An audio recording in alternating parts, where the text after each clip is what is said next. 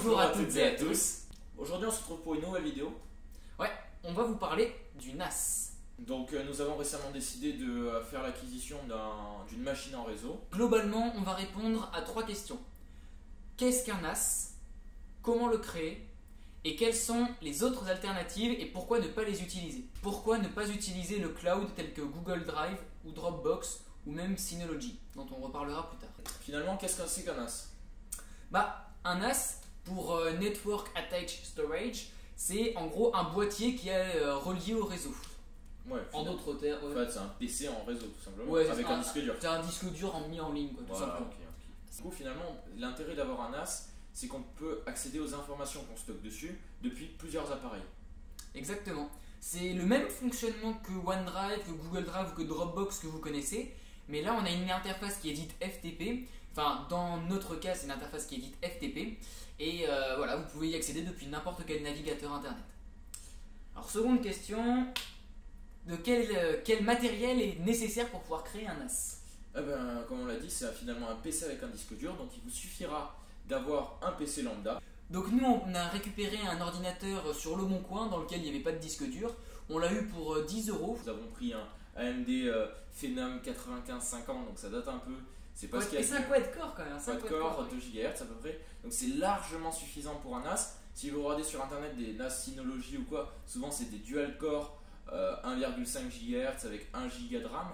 Nous on est sur du 3 Go en DDR2. Mais voilà. Donc en gros, ça va dépendre de vos besoins, la configuration qu'il va vous falloir. Mais vous avez besoin au minimum d'1 Go de RAM, d'un processeur 2 cœurs, 1,5 GHz environ. Voilà, c'est vraiment le minimum et c'est pas grand chose à avoir de nos jours. Vous pouvez en trouver d'occasion vraiment pour pas cher. Après voilà, tu viens de parler d'1 Go de RAM, on va voir avec la partie suivante qu'il est quand même nécessaire pour des raisons de mise à jour d'avoir quand même suffisamment de mémoire vive. En tout cas, c'est la seule chose qui est demandée sur internet. Alors du coup, voilà, la question maintenant c'est comment est-ce qu'on fait pour le créer, ce NAS? Il va vous falloir un système d'exploitation. Donc nous, de notre côté, pour notre NAS, on a choisi Open MediaVault. Mais vous avez aussi FreeNAS qui fonctionne très bien. Oui. Tu avais pu tester sur une ancienne machine? Oui, effectivement, ouais, c'était sur un Pentium. Alors il y avait 2 cœurs, hein, il était encore moins puissant que celui-là. C'était un Pentium avec des cœurs qui étaient condensés à 1 GHz, je crois. Et ça fonctionnait particulièrement bien, encore une fois. Nous, l'intérêt qu'on a avec Open MediaVault, c'est qu'on peut le contrôler depuis notre ordinateur avec une interface web. Donc pour l'installation, il va falloir 2 clés USB ou bien une clé USB et un CD. Parce que du coup, sur la clé USB numéro 1 ou sur le CD, vous aurez l'image du système d'exploitation à installer sur l'autre clé USB. Parce que le système d'exploitation, c'est bien important de le savoir, il n'est pas installé sur le disque dur que vous mettez. Le système d'exploitation, lorsque vous l'installez, il s'installe sur la deuxième clé USB. Voilà. Et elle restera continuellement branchée sur le NAS. Voilà. Le disque dur va servir uniquement de stockage. Exactement. Alors voilà, de notre côté, nous on l'a fait avec Open MediaVault, mais il y a une alternative qui s'appelle FreeNAS que j'avais testé auparavant. Ils fonctionnent tous les deux particulièrement bien. Alors ce qui est noté pour l'installation, c'est comme tu l'as dit, voilà, on vous disait que vous pouviez le faire avec 1 Go de RAM avec des processeurs minuscules. Oui, sauf qu'avec FreeNAS, ça passe plus en dessous de 8 Go de RAM. Effectivement, voilà, la dernière version de FreeNAS, ils disent qu'il y a besoin de 8 Go de RAM pour faire fonctionner le système. Open MediaVault, non. Nous, on a fait avec 3 Go de RAM. On a trouvé l'avant-dernière version, elle fonctionnait avec 3 Go de RAM. Alors, du coup, ouais, le NAS, ok, bon, c'est bon. On a le PC, on a le disque dur, on a la clé USB avec le système d'exploitation dessus. Maintenant, comment on l'utilise, comment on le configure? Eh bien, nous, on l'a configuré depuis l'interface web de Open MediaVault. Mais donc, il y a différents systèmes pour utiliser votre NAS, par exemple en FTP, donc juste pour transférer des fichiers. Ou sinon vous avez d'autres protocoles. Nous on l'utilise en tant que FTP.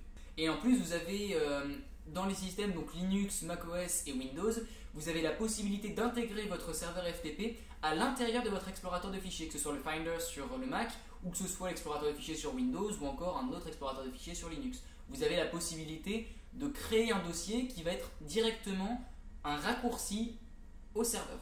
Voilà, sinon après vous pouvez utiliser toujours les logiciels comme FileZilla qui fonctionnent aussi très bien. Et au final, donc les alternatives, qu'est-ce que ça donne? Parce qu'on a parlé de Google Ouais, soit tu peux acheter un NAS déjà monté, comme Synology ou bien d'autres, on les retrouve sur internet. Oui, là c'est du plug and play, quoi. Voilà. Tu branches le NAS sur internet et ouais, tu peux déjà y accéder. Voilà, tu as juste à mettre les disques durs dans les baies et c'est fini. Tu configures vite fait ton mot de passe, etc. Et puis Vraiment, t'as rien à faire, c'est directement connecté à un ordinateur en réseau. Donc voilà. Après, sinon, tu peux toujours utiliser Google Drive ou des choses comme ça pour stocker. Tu peux prendre des abonnements, par exemple 10 € par mois. Je sais qu'il y a un abonnement où tu peux stocker quasiment en illimité. Donc c'est aussi très intéressant. Ouais. Mais si vous voulez pas payer un abonnement mensuel, le NAS reste une solution très intéressante puisque vous allez juste payer une petite part au début. Et très économique. Voilà, c'est très économique. Et vous allez pouvoir apprendre un peu plus en informatique. Nous, ça nous a permis d'apprendre un peu. Alors voilà, nous de notre côté, bon, on a eu des problèmes matériels et des problèmes de système d'exploitation aussi, mais au final, notre NAS, on a eu à le réinstaller 12 fois. On n'a pas réinstallé 12 fois le même système, mais voilà. On a eu surtout des problèmes de compatibilité, de version, etc. Ou même de miroirs qui étaient plus disponibles, de fichiers supplémentaires à l'installation qu'on ne pouvait pas télécharger parce qu'ils étaient plus disponibles sur Internet. Ceux qui sont sur Linux doivent connaître ce problème, je pense. Donc construire son NAS soi-même, ça va être le meilleur rapport qualité-prix, bien sûr. Après, si vous voulez pas vous casser la tête, c'est sûr qu'acheter un NAS Synology ou quelque chose comme ça, ça va être la meilleure chose. Bon bah du coup vous en savez un petit peu plus sur comment fonctionne un NAS et qu'est-ce que c'est.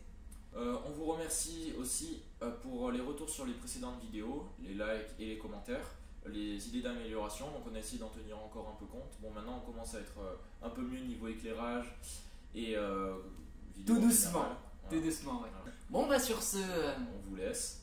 merci d'avoir regardé cette vidéo. À plus.